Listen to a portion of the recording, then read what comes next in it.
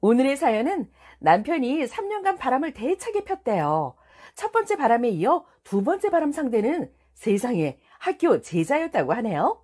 시원한 사이다 사연이라는데 어떤 사연인지 구독, 좋아요 눌러주시고 사연 시작합니다. 남편이 바람을 폈어요. 그것도 아주 엄청 대차게요. 장장 3년이 넘도록 바람을 피웠어요. 저랑 11년 정도 살았고 올해 초등학교 들어가는 아들이 하나 있습니다. 그동안 살면서 남편의 이상한 낌새를 몇 번 눈치챘지만 그때마다 넘어갔습니다. 지금 생각하면 왜 그냥 넘어갔는지 너무너무 후회가 되네요. 아마도 진실을 마주하는 게 두렵고 그냥 인정하고 싶지 않았던 것 같아요. 워낙 모든 이들에게 친절한 남편이라 그랬거니 했습니다. 그런데 여자는 촉이 있다고 하잖아요. 왜 없었겠어요. 11년이나 같이 살았는데. 그런데 남편이 워낙 말을 잘하고 평소에 다정하고 저는 또 잘 속거든요. 아하, 제 혈액형이 O형이라 화르륵 하는 건 있어도 원래 뒤끝은 잘 없는 편이고 어제 일도 기억이 잘 안 나는데 이상하게 이건 계속 찜찜한 거예요. 사진작가인 남편은 까칠하고 예민하긴 해도 평소에 가정에 충실했습니다. 남편은 돈도 잘 벌긴 했지만 씀씀이가 커서 통장은 거의 마이너스 수준입니다.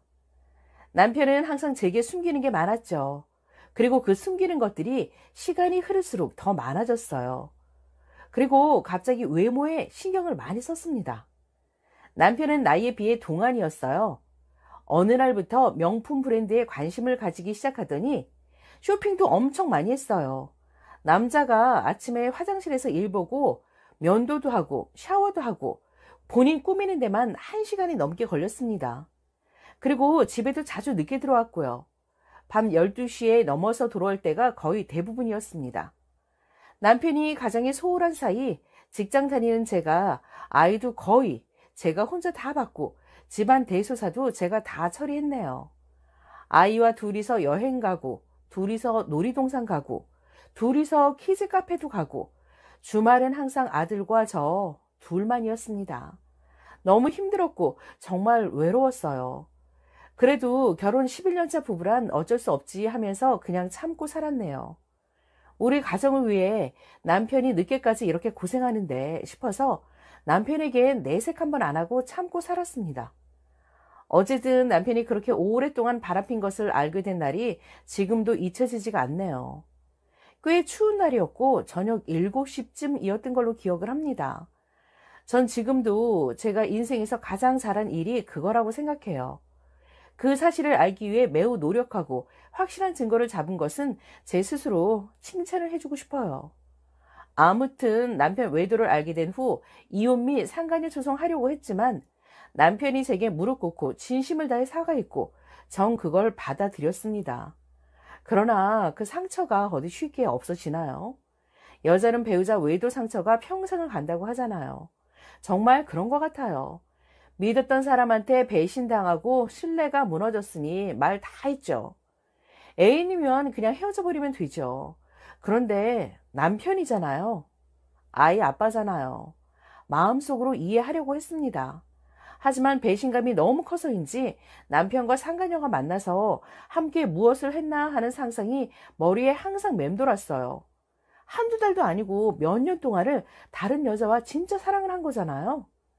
여자 나오는 술집 다녀온 거라면 이해라도 했을 거예요. 남자는 사랑에 눈 멀면 간도 쓸개도 다 빼주잖아요. 남편은 상간녀에게 달콤한 말은 기본이고 외국 여행도 여러 번 갔다 왔고요. 명품 선물과 수시로 꽃배달, 그리고 호텔 뷔페 투어까지.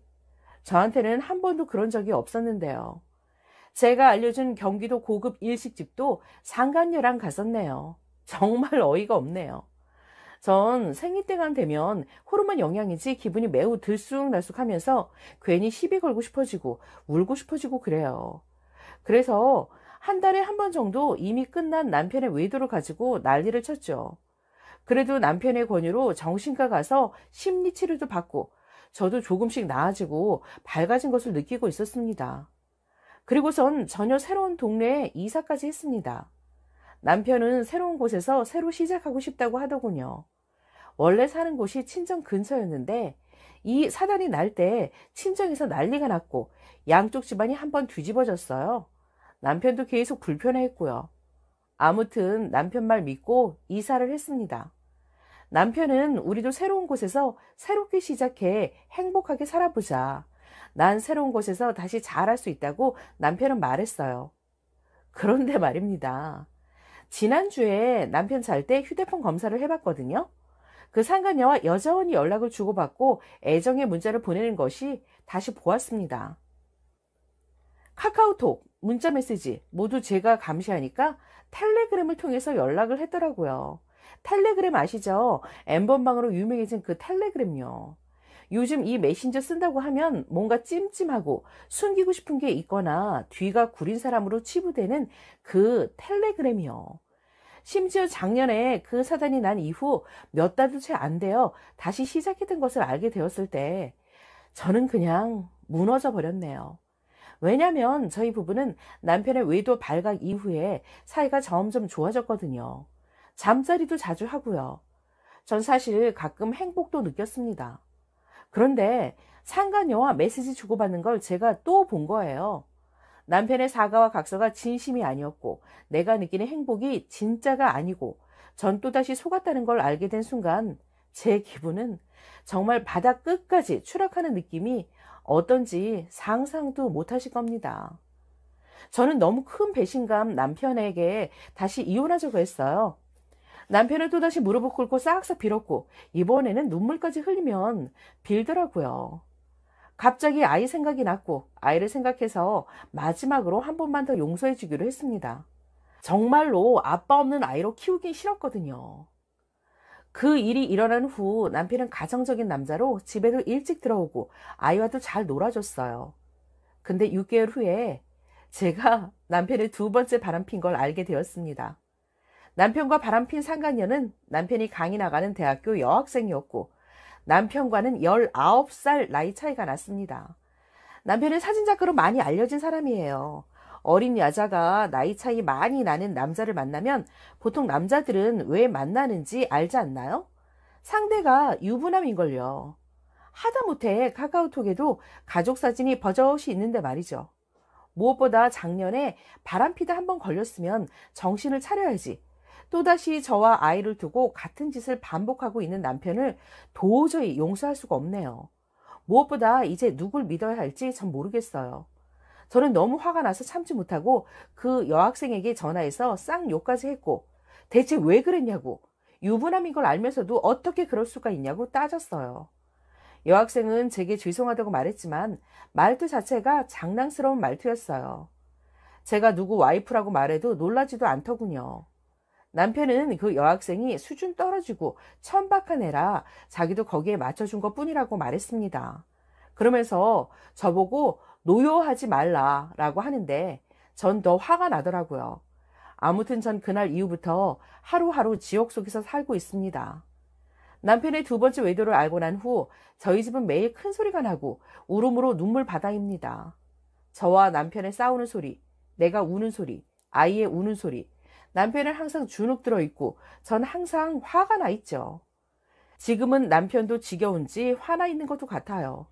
저희 상황은 지금 당장 이혼을 하고 싶지만 무엇보다 아이가 안 됐고 아이만 보자니 지옥 속에서 살 것 같고 요즘은 제가 가끔 아이에게도 화풀이를 하고 있더라고요. 저도 부모 자격 한참 모자라다고 생각합니다. 저는 이러지도 저러지도 못하는 상황이에요. 상간녀 소송 너무 하고 싶고 소송만 하면 저는 심적으로 자유로워질 것 같아요. 제가 저를 너무 잘 알거든요.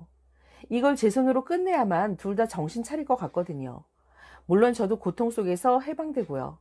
그래서 결심했죠. 저는 학교로 찾아가 남편과 여학생 망신줘야 더 이상 만나지 않을 거라고 생각했습니다. 학교로 찾아가서 여학생 머리채를 잡았고 학교 사무소 찾아가서 남편이 여학생이랑 바람핀다고 소리를 지르고 소란도 폈습니다. 그리고 집으로 오려고 하는데 어느 한 남학생이 해줄 말이 있다는 잠시만 시간 되냐고 물어보더라고요.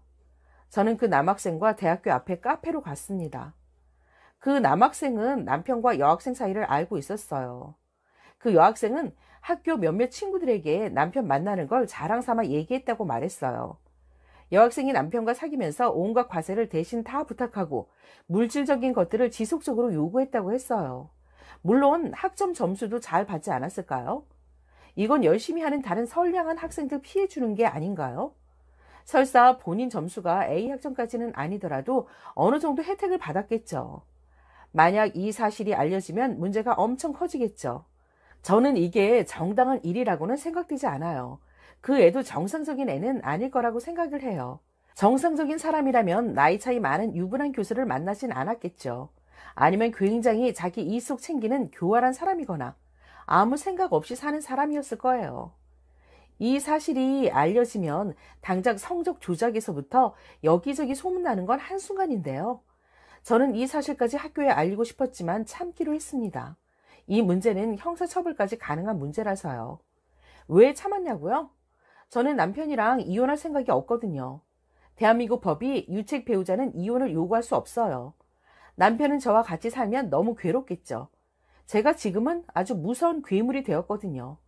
저도 예쁘게 사랑받고 행복하게 살 권리가 있는데 절 이렇게 만든 남편과 상간녀가 너무 밉네요. 어제 결혼식 사진 속 저와 남편이 너무 해맑고 행복해 보여서 아이 앞에서 목 놓아 울었습니다. 지금은 모두 소용없는 게 되어버렸지만요. 현재 상간녀에게 위자료 소송 중이며 저와 남편은 한마디 대화 없이 살고 있답니다. 꼭 필요한 말은 카카오톡으로 가끔 하고 있어요. 첫 번째 바람도 아이, 두 번째 바람도 아이 생각해서 참았습니다. 사이다솔 라디오 구독, 좋아요, 공유 많이 해주세요. 감사합니다.